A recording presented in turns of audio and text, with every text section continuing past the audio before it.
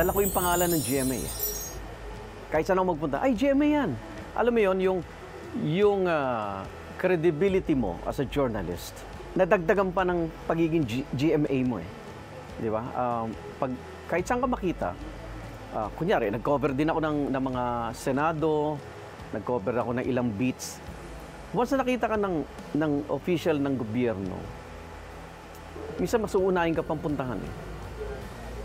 O kaya tatawagin ka pa nila, ay si Igan, Igan! Kasi GMA network ako. DCWB ako.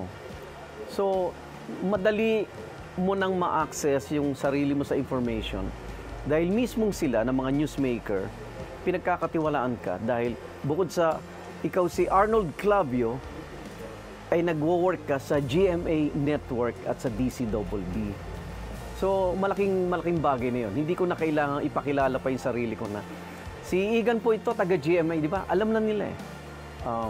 Pag nakita ka na, dala mo na yung kumpanya na walang bahid ng anumang kasinungalingan, maging ikaw ay damay ka na sa ganong kredibilidad. Kaya, taas na ako eh. Kapuso ako, GMA ako, taas na ako. Kahit saan akong mapunta, sinasabi nila, si Igan sa GMA. Lagi magkasama yon. So, yun yung isa sa mga malaking tulong. Nagpapasalamat ako na ang karelasyon ko rito sa trabaho ko bilang mamamahayag o journalist ay GMA Network. Si Igan po ito, Arnold Clavio, and I'm proud to be kapuso. Happy 75th anniversary, GMA!